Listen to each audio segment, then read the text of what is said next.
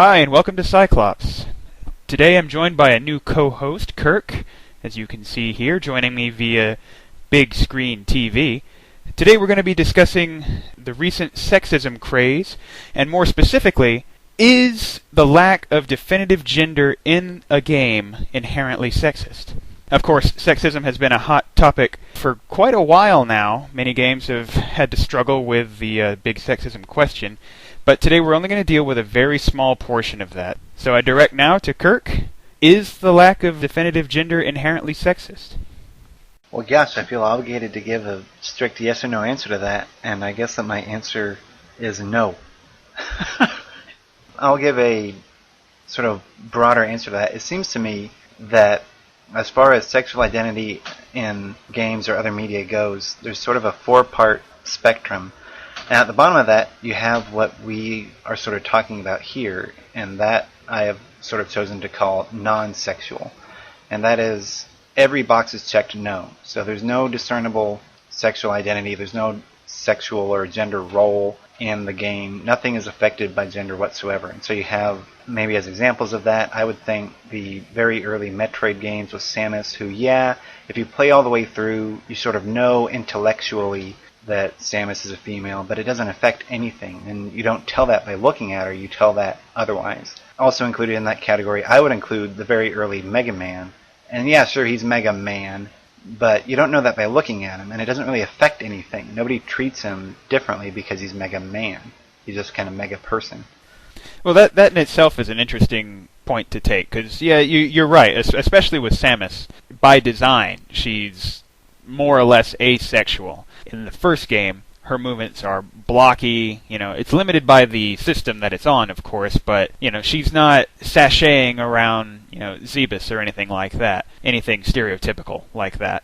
Her behavior doesn't promote one gender or the other, and only at the very, very end do we find out that she is, in fact, a female. And this was, in fact, intended to be a surprise by the developers. You weren't supposed to know. It was supposed to just be a big reveal. And, of course, the later games maintained that sort of intent. They weren't paying a lot of attention to the gender, and her behavior stemmed from that, which is to say that, she walked into a room, she didn't react in any particular way, just she's in a room, she kills a thing, you move on. She goes to another room, you get a thing, and you move on. Yeah, so maybe in the slightly later days of Samus, she moves into maybe the second category that, as far as I can deem, and we might get terminology a little bit mixed up here because I call the second category asexual, but that there is a discernible gender, but it doesn't affect the story and it doesn't affect how people treat you.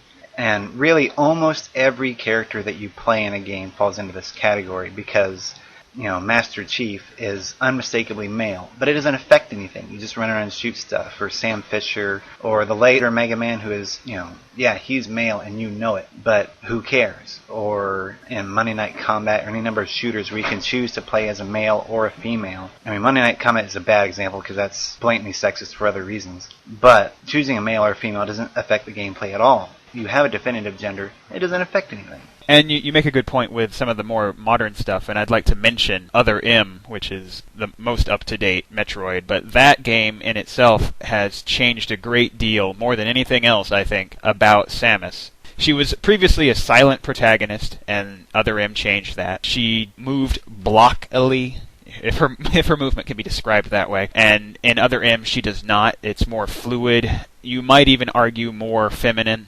She has more fears, more... what's the word I want? Personality? Yeah, that'll work. She has definitive personality, and she is, without question, female. And generally, this game received an awful lot of flack for it. It was, viewed as sexist because not only could she, and this is beside the point a little bit, but not only could she not use her full armament right away, even though she had it, it was because she was taking orders from a male, what you would say is a superior officer, but who had no real authority over her. It's her characteristics in this new game which caused a lot of trouble. But is that a problem? She wasn't overtly female before. Now she is.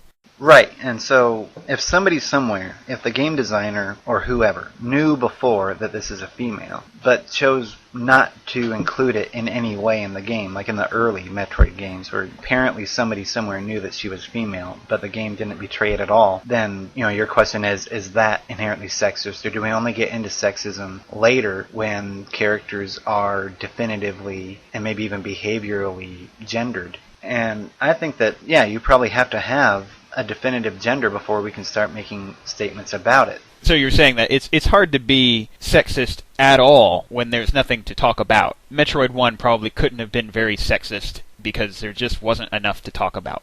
Yeah, unless you count that as a message in itself. For example, in a game like The Sims, where the characters have definitive gender and in fact make use of it. I mean, they're making babies and stuff like that. So we're not just talking about secondary sexual characteristics anymore.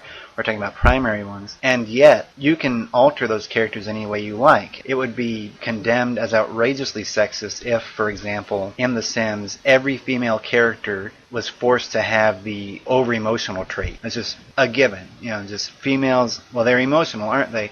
So all the female characters you make are going to be over-emotional. That would receive horrifying news coverage. But the lack of that, the lack of any difference between a male character, female character in the programming is a message that says something about gender. It says something about what effect does gender have on your personality. And the answer that The Sims gives is none. But that is an answer.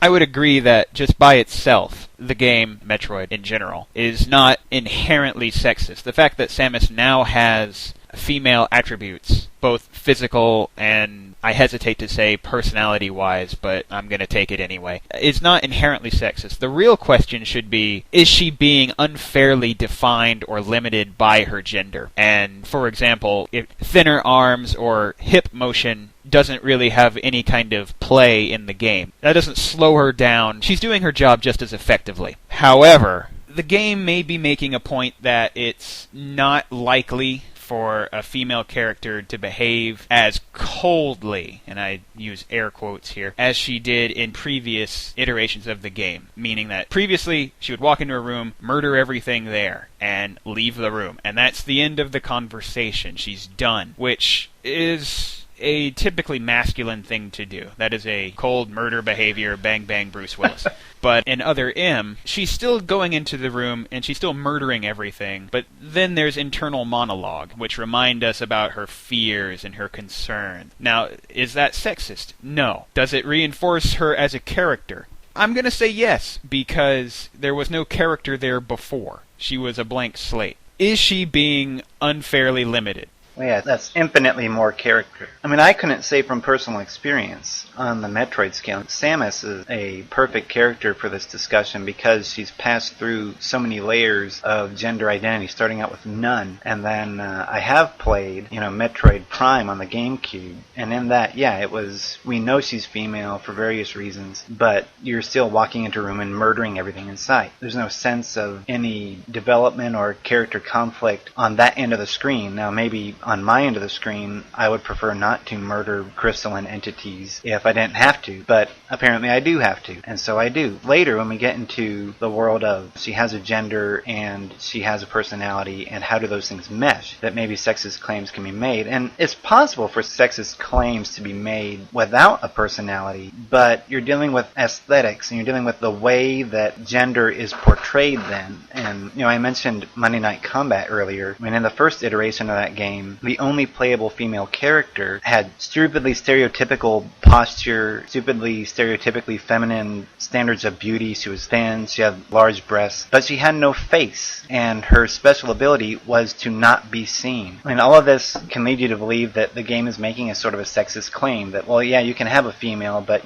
she's better off not seen, you know what I mean, boys? And, if we're honest with ourselves... Right, her face is not important, but notice the other attribute. Huge childbearing hips, large breasts, and she gets to the kitchen quickly. That's right, yeah. Then she can dash about. Move fast, don't speak, stay out of sight. And if we're honest, Super Monday Night Combat hasn't done any better with the playable female characters. It's still hypersexualized still, there's a lot to be seen and not to be noticed. So I don't know what I'm trying to say there. But what I mean is that those games are making what I would deem to be sexist claims, but they're doing it without character. That's a harder thing to do, and you have to do it with portrayal. But as far as the Metroid games go and how her gender may be affecting whether or not she's limited in action or in thought, I don't know. You'll have to tell me. Well, as far as Other M, I regret to say that there's probably some sexist elements in there. While I could get around the personality and backstory examination and even some of the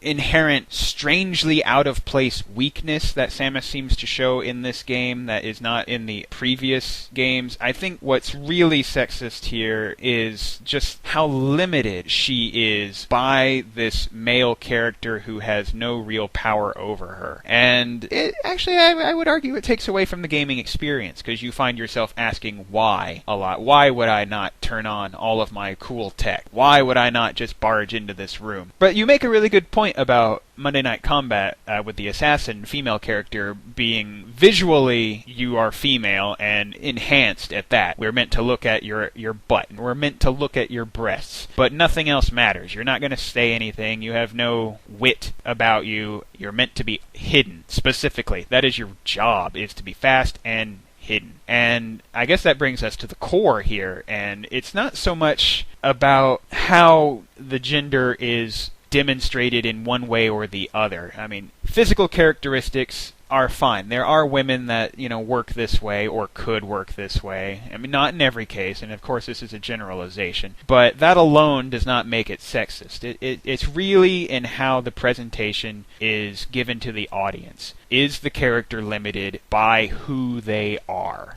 Yeah, I think what you mean is that it's not whether or not there is a gender, because there's basically going to be. I mean, even non-human characters end up having gender in games or other media. I mean, if you think about any given Disney movie that you've watched, I mean, even tea kettles and candelabras have gender. So the question isn't, is there a gender?